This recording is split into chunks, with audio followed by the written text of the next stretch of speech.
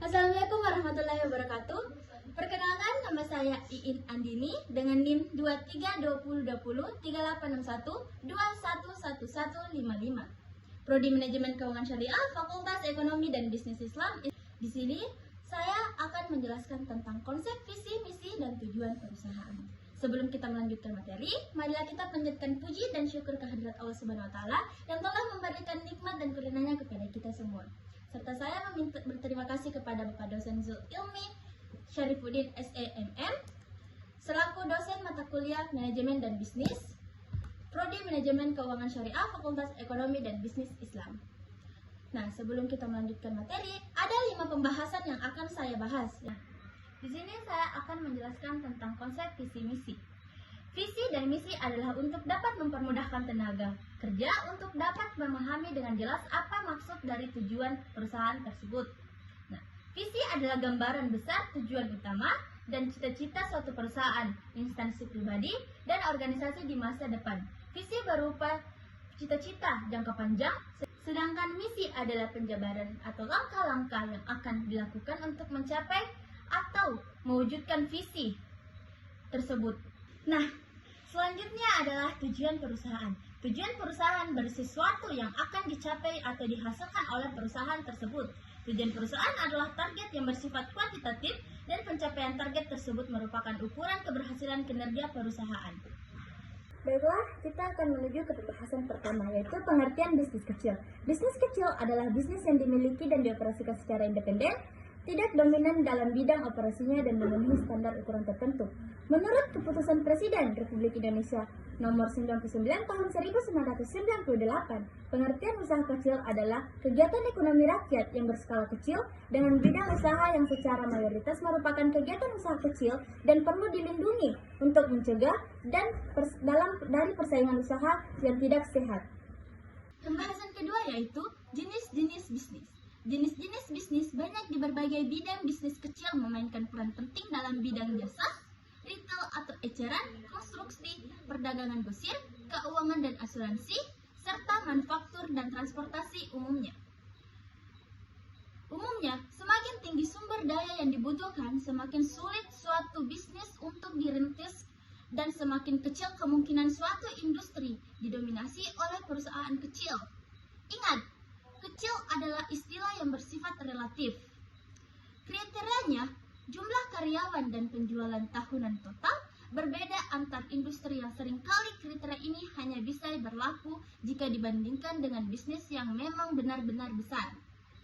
Adapun jenis-jenis bisnis, yaitu yang pertama, bisnis di bidang perdagangan. Perdagangan termasuk salah satu kegiatan ekonomi yang paling banyak dilakukan oleh masyarakat Indonesia.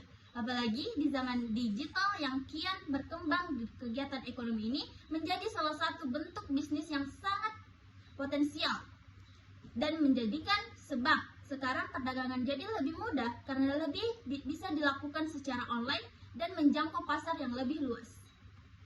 Jenis-jenis bisnis yang kedua yaitu bisnis di bidang industri. Kegiatan ekonomi yang bergerak di bidang industri biasanya berupa kegiatan mengolah bahan baku menjadi bahan setengah jadi maupun barang jadi untuk memberikan nilai tambah pada barang tersebut. Jenis-jenis bisnis yang ketiga yaitu bisnis di bidang pertanian. Pertanian juga termasuk jenis bisnis dalam kegiatan ekonomi masyarakat Indonesia. Hasil bisnis pertanian bisa berupa bahan pangan seperti padi, kelapa sawit, gandum, kopi, coklat, teh, dan lain sebagainya.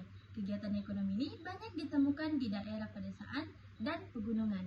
Baik, jenis bisnis yang keempat yaitu di bidang perikanan. Perikanan adalah kegiatan ekonomi dalam budidaya ikan yang biasanya dilakukan oleh para nelayan di pesisir pantai.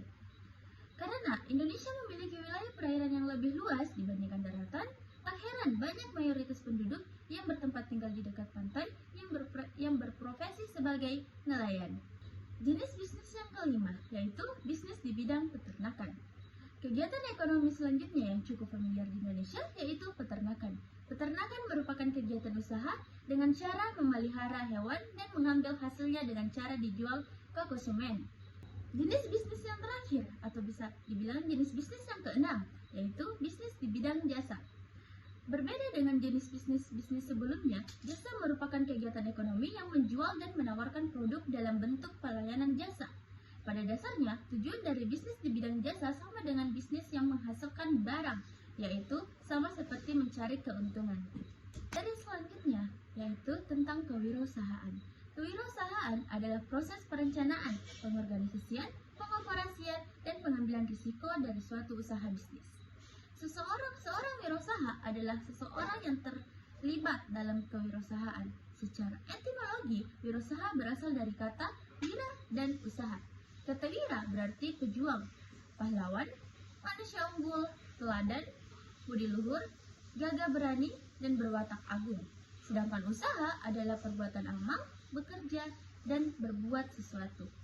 Banyak orang mungkin melakukan kewirausahaan atas sebagai alasan.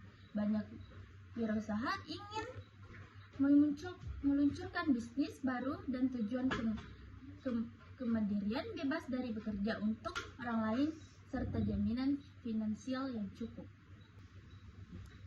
Adapun juga karakteristik wirausaha. Karakteristik adalah sifat, sikap maupun tindakan seseorang dalam menjalankan usahanya agar mendapatkan hasil sesuai dengan harapan mereka. Karakteristik yang perlu dimiliki oleh seorang wirausaha yang baik adalah memiliki keberanian dan pertimbangan yang matang. Terus, percaya diri dan tegas dalam mengambil keputusan, serta terbuka dan mampu menjalani hubungan dengan pihak lain, sahabat, dan tidak emosional. Tidak mudah menyerah dan mampu merubah tantangan menjadi peluang. Peka terhadap peluang bisnis di sekelilingnya, dapat dipercaya dan senantiasa memegang teguh komitmen. Nah, materi keempat yaitu adalah bagaimana memulai dan menjalankan bisnis. Langkah pertama adalah komitmen individual untuk menjadi seorang pemilik bisnis, kemudian memutuskan untuk memilih barang atau jasa yang akan ditawarkan, suatu proses yang berarti menyelidiki industri dan pasar terpilih. Dalam membuat pilihan ini, juga mengharuskan para wirausahawan untuk mengukur tidak hanya tren industri, tapi juga keterampilan mereka sendiri seperti manajer dari bisnis yang telah berdiri. Pemilik bisnis baru harus merasa seperti bahwa mereka memahami sifat yang sebenarnya dari perusahaan yang mereka geluti. Setelah memilih suatu produk dan memastikan bahwa pilihan mereka sesuai dengan keterampilan dan minat mereka sendiri, wirausaha harus memutuskan apakah harus membeli bisnis yang telah ada atau memulai bisnis yang baru atau dari nol. Adapun juga menandai bisnis baru, walaupun pilihan mengenai bagaimana cara memulai suatu bisnis sangat penting, tidak akan berarti menandai bisnis baru, walaupun pilihan mengenai bagaimana cara memulai suatu bisnis sangat penting, tidak akan berarti kecuali jika seorang pemilik bisnis baru dapat memperoleh uang untuk mewujudkannya. Menandai bisnis baru, di antara sumber pendanaan yang semakin umum adalah keluarga, teman, tabungan pribadi, bank institusi, peminjaman serupa lainnya, investor, serta agen pemerintah. Walaraba adalah suatu pengaturan yang mengizinkan pemegang walaraba untuk menjual produk pemberi walaraba atau franchise. Materi kelima atau materi terakhir yang akan saya bawakan yaitu penyebab kegagalan dan keberhasilan usaha baru. Yang pertama adalah penyebab kegagalan. Ada 4 faktor umum berkontribusi terhadap kegagalan bisnis baru. Yang pertama itu manajer yang tidak kompeten. Salah satu faktor adalah inkompetensi manajerial atau manajer yang tidak berpengalaman. Beberapa calon wirausaha mengasumsikan bahwa mereka dapat berhasil melalui akal sehat, menilai berlebihan manajerial mereka sendiri, atau berpikir bahwa kinerja keras saja akan mengarah pada keberhasilan. Akan tetapi, jika manajer tidak tahu bagaimana cara membuat keputusan bisnis dasar atau tidak memahami konsep dan prinsip dasar manajemen, mereka tidak mungkin berhasil dalam jangka yang panjang. Yang kedua, yaitu manajemen waktu yang buruk.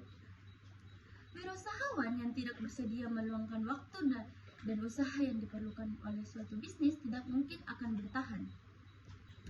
Yang ketiga yaitu sistem pengendalian yang lemah. Sistem pengendalian yang lemah dapat mengarah pada masalah yang serius. Sistem pengendalian yang efektif diperlukan untuk mempertahankan suatu bisnis di jalurnya dan untuk memperingatkan wirausahawan akan masalah yang potensial. Yang keempat yaitu modal yang tidak mencukupi. Jelas, di sini sangat jelas jika modal yang kita keluarkan tidak mencukupi untuk menguasai usaha baru, suatu bisnis akan gagal.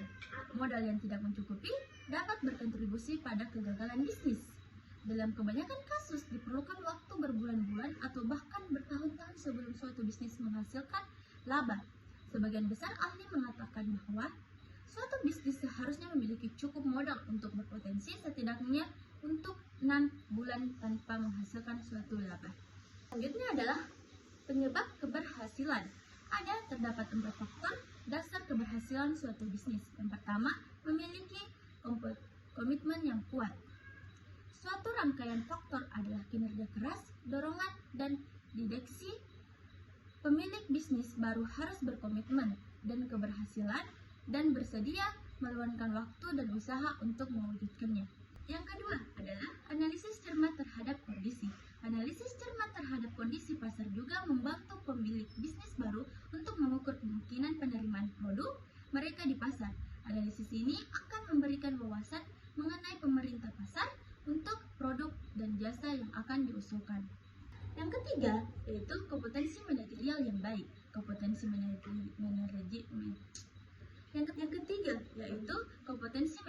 yang baik. Kompetensi manajerial yang baik juga berkontribusi pada keberhasilan. Keberhasilan pemilik bisnis baru memerlukan kompetensi melalui pelatihan dan pengalaman dengan menggunakan keahlian orang lain. Sebagian besar menghabiskan waktu mereka bekerja di perusahaan yang berhasil dan atau bekerja sama dengan orang lain untuk membawa lebih banyak keahlian dan ke dalam bisnis baru. Baik teman-teman semua, itulah tadi pemaparan materi tentang konsep, visi, misi, dan tujuan perusahaan. Semoga teman-teman dapat menerima dan mengerti dari materi yang saya bawakan. Jika terdapat kekurangan dan kesalahan, saya pribadi mengucapkan permohonan maaf dan menerima saran dan masukan dari teman-teman semua. Wabillahi taufiq wal hidayah. Wassalamualaikum warahmatullahi wabarakatuh.